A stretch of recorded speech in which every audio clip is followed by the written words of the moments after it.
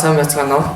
Соёлын үндэсний төвийн подкастт Монгол Улсын их сургуулийн нүүдэлчтэй археологийн хүрээлэнгийн захирал доктор профессор Турбат багш оролцож байна. За бидний өнөөдрийн ярих сэдэв бол одоо 2023 оны дэлхийн өв бүртгэгдсэн буган чулуун хөшөө болон хүрлийн үеийн дурсгалууд гэдэг сэдвээр одоо багштай ярилцах ирсэн байна. За багштай өнөөдрийн мэндийг хүргэе. Сайн байна. Өнөөдрийн мэнд хүргэе. Подкастыг үзэж байгаа хүмүүс одоо эхлээд хөшөө дурсгал гэж яг юу хэлээд байгааг одоо тайлбарлал. Тэгээ Монголын одоо соёлын өвийн, бит өвийн одоо энэ дотор хөшөө дурсгал бол маш чухал байр суурь үзэж байгаа. Тэгээ хөшөө дурсгал чинь өөрөө бас нэг юм өөрийн өгүүлэмж, өөрийн хиллэгтэй.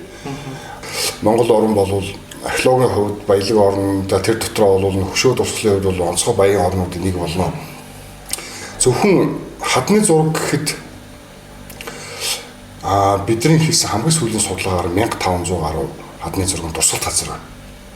Тэгэхээр чинь одоо нэг шиг одоо янгирийн зурагтаа хад байсан ч нэг дурсгал, эсвэл нэг бүтэн уулын хөндий байсан ч бид нэг дурсгал гэж үзэж байгаа шүү дээ. Тэ? Одоо тэр дотор жишээ нь Цагаанслаа бага уугар гэдэг дэлхийн өвд орцсон дурсгал бол жишээ нь 15 км урт ийм одоо том уулын хөндий байгаа шүү дээ. Голын хөндий. Тэр нэг дурсгал гэж тооцож байгаа. Тэгэхээр энэс харах юм бол Монгол орн одоо хөшөө дурсгалын хувьд хамгийн одоо ийм баялаг орны нэг болно. Тэгээд километр квадрат гэх юм уу, за 1000 км квадрат доногдож байгаа хадны зураг хөшөө дурсгалынхаа хувьд бол дэлхийд бас дээгүүрт орно гэж бодож байгаа. Одоо наазах нь гэхэд за бид сая хадны зургийн тухай статистик хэллээ, хамгийн сүүлийн тоо хэллээ. За буган хөшөө бол одоо 1350-аас 1400 хөшөө байна Монголд байна. За ингээд дэлхийд бол ингээд 1650-аас 1700 буган хөшөө байгаа юм. За тэгэхээр 80% Монголд байж байгаа.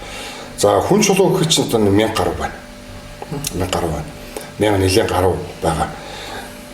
Тэгээ гэрэл төшөө одоо бичээс бүхий одоо дурсгал гэхэд бас нэг 1000 орчим байна. Энэ дэр олон үеийнүүд орно л доо. Ингээд бол үнэхээр баялаг өв бол манай өвдөөс өвлөгдөжээ. Энэ бол одоо бидний хувьд маш их том боломж байгаа. Олон талын боломж байгаа гэж боддог. Монгол нутгийн ерөнхийдөө буган чулуун хөшөөг дэлхийд бүртгүүлсэн. За тэр процессын ерөнхийдөө яаж явагдсан. Тэгээд энэний үнц нь яг одоо юу байсан учраас одоо ингэж дэлхийн ингэж бүртгэсэн талаар хэлвэл. Тийм дэлхийн өвийн дурсгал гэдэг бол ЮНЕСКОгийн одоо дэлхийн өвийн бүтэн систем олон хоёр конвенц багтаж байгаа олон системийн хүрээнд бол хамгийн оргил нь байгаа юм л да. Одоо манай улсаас бол ердөө 6% байгаа. 2 нь бол байгалийн өв. Хил дамсан Оростой хамтарсан юм өв байгаа. 4 нь бол соёлын өв байт юм аа. За мэдээж яг одоо бит бус өв одоо баримтат өв гэдэг олон одоо өвгийн төрлүүд байна тийм ээ. Бүгд ач холбогдолтой. Гэхдээ одоо хадгалт хамгаалалтын за тавих хэвээр одоо анхаарал халамжийн талаас бол энэ бит дэлхийн өв бол үнэхээр онцгой байгаа юм аа. Энэ бол онцгой. Тийм ч учраас одоо бүртгүүлэх процесс шалгуур нь бол маш хүнд байдаг. Дундаж дэлхийн өв бол 7 орчим жил одоо бэлтгэх, судлах ийм үе шатнд яваад байгаа. Тий.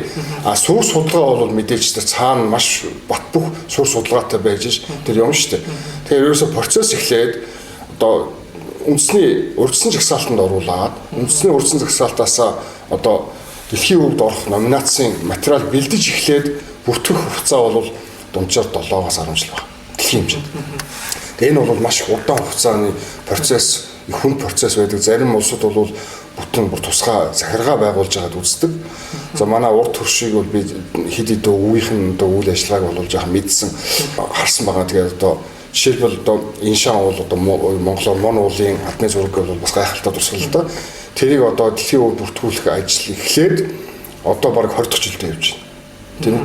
Тэгэхээр энэ бол бас амаргүй юм процесс юм. Бүртгүүлэг амжаагүй явж байгаа.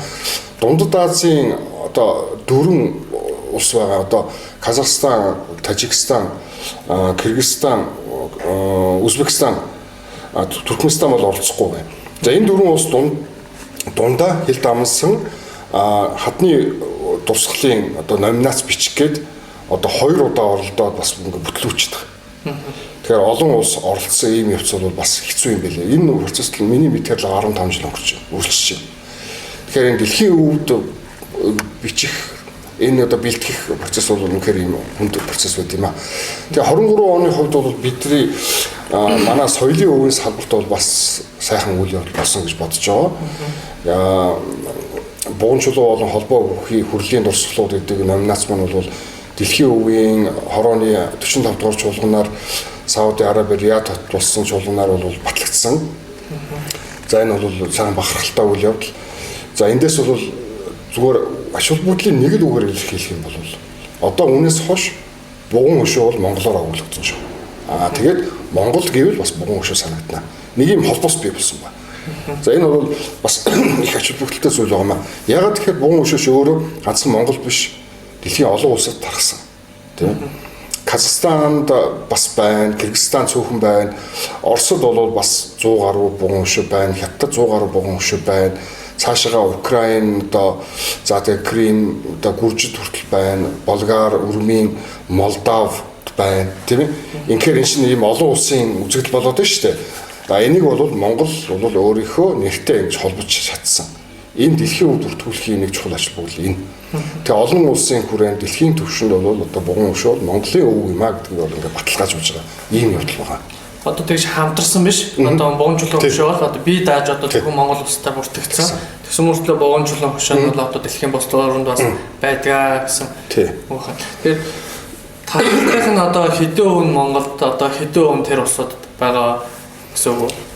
За дэлхийн хэмжээнд 1650-аас 1700 бугун өшөө байна. Энэ тоо бол яг жоохон хуурж идэг жилдээ нэг цөөхөн олдоод байгаа. Жилдээ нэг дунджаар нэг 10 олдож байна бугун өшөө. Тэгвэл яг нөгөө цаад суур одоо тоон их өндөрлөлтөө одоо бид нэр 2018 онд бол анх бугун өшөөний 2 бот каталог гаргах үед бол 1241 бугун өшөөн дээр бид нар бүх статистик хийсэн. Тэгээ одоо 80% нь Монгол байгаад байгаа. 80%. Ерөөсөө баттай 80%. Тий. Илүү ч дутууч 80% нь Монголд байгаа маа. Гэхдээ 80% гэдэг чинь хамгийн том зөвс бурууд нь хамгийн уур хийстэй сайтнууд нь тийм бүгд Монголд байгаа байхгүй. Ийм бугун төрөлтэй хөшөөчлөнүүд байна. Энийг одоо ингэж судалгааны эргэлтэнд оруулсан ч юм уу. Энэ түүхэн тал одоо судалгааны талаас нь явуулаа.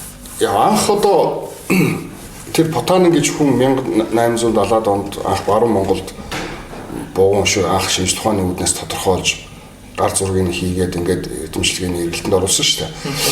За тэр үед бол орон нутгийнхан бол хөшөө чулуу гэдэг олон янзаар нэрлэж ирсэн байлээ. Тэгэхдээ төв Монголд бол одоо бугун хөшөө, бугун чулуу гэж нэрлэж ирсэн бол үгүйсэхгүй.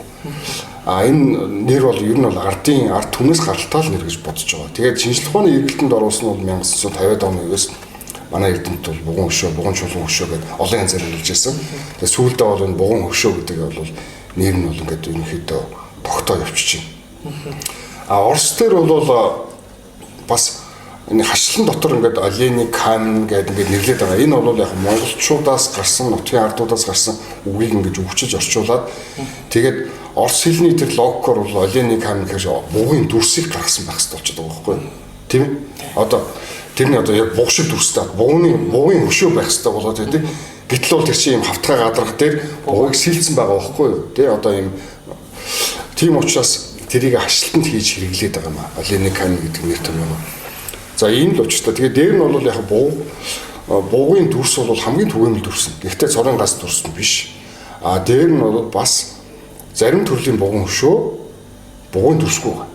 Бугын дүрсэл байхгүй шүү дээ. Одоо жишээлбэл Евразийн төрлийн бугун хөшөөнд бол буг байхгүй. Гэхдээ бид нар бугун хөшөөний төрөл ангилд оруулдаг учир нь бол бугун хөшөө гэдэг чинь бугын дүрс нь олж байгаа бол тэр чинь маш олон ийм чухал ийм элементүүд байгаа. Тэр дотор одоо хүзүүний зүйл бүс хоёр бол маш чухал. За мөн зэр зэвсэг маш чухал байдаг. За бугын дүрсгүй Евразийн төрлийн бугун хөшөөн дээр бол хэдийгээр буг байхгүй боловч хүзүүний зүйл бүс байдаг, зэр зэвсэг байдаг. Тэгээд нүүрийг бас илэрхийлдэг юм гурван ташуу зураас байдаг байхгүй юу? Ийм учраас энэ бол бугын хөшөөний төрөл болж тарч байгаа юм. Бугунчлан хөшөөн дээр яг ямар утга учиртай гэсэн үг юм? Тий, яг одоо бугун хөшөөний утга учир агуулгын тухай асуудал байна. Энэ ер нь юу юм бэ те? Яах гэж ийм босгосон юм болоо? Яах гэж ингэж их хөдөлмөр гаргасан бол яагаад ийм сайхан уур хийцтэй хийд юм бол зарим нь яагаад ийм энгийн даруухан байд юм бол гэдэг ийм асуултууд олон асуулт байна шүү дээ тий. Тэр болгон чинь тэр одоо бугуун өшөөний утга агуулгын тухай асуудалтай холбогдоод байгаа. Бугуун өшөө бол ихэнх үедээ энийг бол нэг ертөнцийн мод ертөнцийн одоо энэ нэг юм гурван ертөнц байгаа энийг холбодог нэг юм одоо холбогч гэсэн утгаар нэлээд ойлгосон. Тэгээ ертөнц бол энэ гурван загвартай гэдэг нэ. Босоо хэлбэртэй бол босоод дээд ертөнц, дунд ертөнц, хүний амьдрал ертөнц, тэгээ доод ертөнц. За ингээ гурван ертөнц байт юм байна. За тэгээ бугуун өшөө бол энийг төлөөлүүлж байгаа юм. ертөнцийг тэгээ дэлхий дээр тархсан баг бүх ард түмнүүдийн домог зүйл байдаг нэг чухал зүйл бол тэр ертөнцийн мод гэж зүйл байна. Энэ мод бол ингээ гурван ертөнцийг холбож яадаг хийсэг болон бодит ийм нэг юм зүйл байт юм байна. А бодит биелсэн дүр нь бол янз янзын хэлбэрээр хөшөө хэлбэрээр илэрдэг юм байна л да. Тэгээ энэ гурван ертөнцийн хооронд холбоос бол маш чухал байдаг гинэ. ертөнцийн одоо тэр тэнцвэр ертөнц хоорондын одоо харилцаа тэгээд сайн муу одоо нүгэл буян одоо энэ болгоныг одоо тэнцвэржүүлэгч энийг одоо шийдвэрч чухал зүйл болдог. Жишээлбэл одоо нүүдэлчдийн домог зүйч их түгээмэл байгаа одоо бурхны шинэ юунд бол бүр төгс хэлбэрээ олцсон. Одоо сайн зүйл хийгээд баатарлаг аваа байгуулвал одоо тэр дээд тэнгэр рүү очно. Сайн зүйл хийж чадахгүй бол одоо тэр доод ертөнц рүү очдог гэсэн юм нэг домог зүй ойлголт биш. Тэрийг хэрэгжүүлэх чинь ертөнцийн мод байхгүй. Тэгэхээр энэ мод ч юм бол тэр домог зүйн хамгийн чухал одоо хүүс болчихдог. Тэгээ ингээд бугуун өшөөг бол энэ ертөнцийн модны нэг загвар гэсэн ойлголт бол нэлээд байсан. Ялангуяа бугуун өшөөний дээд хэсгээр нэг юм хос цагирга байгаа. Цагиргын дүрсэл байгаа. За үнийг бол ерөөсөө нарыг дүрсэлж байгаа гэдэг. Хоёр талд нь байдаг. Хосоороо. Заримдаа бол бас хажуудаа бас жижигний цагиргатай байдаг. Тэгэхээр ингээд нар сар шиг харагдаж байгаа байхгүй юу? Одоо байрлалын хувьд тийм ингээд дээд талдаа байрлалсан. За тэгээ сайхан төгссөн юм дугуй цагирга байж идэг. Хажууд нь бас нэг жижигхэн цагирга байж идэг. Нэг сарн юм шиг тийм. Ингээд энэ бол домог зүйн талаас бол ингэж төсөөл байсан. Гэхдээ үүний хажуугаар бол ер нь бугуун өшөө чинь хүн юм биш үү? Ягаад гэхээр энэ чинь хүний одоо идэл хэрэгслүүд байгаад байна. Хүзүүний зүйлд байгаад байна. Энэ чинь хүзүүний зүйл бус хоёр чинь бол тэр ертөнцүүдийн хооронд тусгаарлаж байгаа зүйл биш зүгээр бодиттой зүйл юм биш үү? Тэ? Бодиттой хүзүүний зүйл бодиттой бүсийг дүрслээд байгаа юм биш үү? Тэгээд тэр хэдийгээр тэр бугуун шөн дээр хүний гар хөл байхгүй боловч хүнийг илэрхийлсэн зүйлүүд зэрэг зүсгэн байгаад байна гэдэг. Ингээд нэлээд бол энэ чинь бол би 50 60 70-аад оны үеийн одоо шинжлэх ухааны мэтгэлцээний хилцүүлгийг ярьж байгаа шүү дээ. За тэр бол юм байсан. Тэгээд 79 онд бол судлаачид уушгийн өврийн тэр 14 дугаар бугуун өшөө бол уушгийн өврийн дурслыг илрүүлээд 14 дугаар бугуун өшөө хэвсний дараа бол ер нь бол нэлээд жаа өөрчлөгдсөн. Ягаад гэвэл одоо яг энэ манай энэ бугуун өшөөний 3 бот номын нүүрэн дээр байж энэ дээр байж л да. Энд чинь ингээд хүний нүртэй нэг талдаа нүртэй нарийн талдаа нүүрэн байгаа. Хоёр өргөн талд нь ингээд хос цагирган байж идэг тийм. Энэ хөшөөн дээр бол онцгойлоод энэ чихийн дүрсэлсэн ба хүний. Чихийг дүрсэлсэн. Бүр чихнээсээ цагирган эмгийн ингээд зов дүрсэлсэн ба. Тийм шүү дээ энэ дэлхний юу та. Энэ чихтэй байхгүй юу? Тэгээ энд байгаа нэг жижигхэн цагирга шүү дээ. Энэ чинь бол яг одоогийн бас хийдэг пирсинг ба шүү дээ. Одоо энэ тэг жижигхэн орчин үеийн хүмүүс тэг хийдэг. Ийм жижигхэн юм бас юм цагирга хийдэг гэж. Тэгэхээр том жижиг хоёр цагиргатай энэ цагиргач юм бол цагирган эмэг юм байна гэсэн гэдгийг тодорхой болсон. За эндээс эхлээд ер нь бол тэр энэ бол хүнийг төлөөлүүлж байна гэдэг энэ онол бол илүү хүчтэй болсон. Одоо энэ бол бараг ноёлж байгаа онол байгаа. Бугуун өшөө бол хүн юм байна.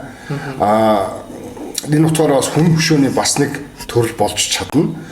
Нийтдээ одоо манай гаргасан судалгааны үр дүн 20 гаруй бугуун өшөөнд хүний нүүр байна. Их бага хэмжээгээр дүрсэлсэн. За одоо зарим нэг урс хийц сайтай, зарим нь жаахан тиймхэн, зарим нь бол хадгалтан жаахан тааруулж байт юм ингээд янз янз байгаа. Гэхдээ ингээд 20 гаруй хүний нүүр байгаа. Ингээд 1300 400 хөшөөн дотор ч ингээд 20 гаруй хүний нүүртэй. За мөн маш олон хөшөөн дээр энэ нарийн талынхын уртлын хэсгийг бол их гоё зассан ба. Бүр гөлөтлийн цараа сэрхэн зассан ба. Тэгэхээр одоо миний бодож байгаагаар тэн дээр магадгүй хүний нүрийг зосоор зурсан байсан болов уу гэж бодож байгаа. Ягаад гэвэл бүх бугуун өшөө яг сийснийхаа дараа бүгдийг улаан зосоор зурж одоо тэр хонхолгосон хэсгүүдээ бүгдийг улаан зосоор дүүргэж бодож ингэж амьдуулдаг гэсэн юм байна. За одоо бол ихэнх одоо тэр хөшөөний зос нь бол алга болсон.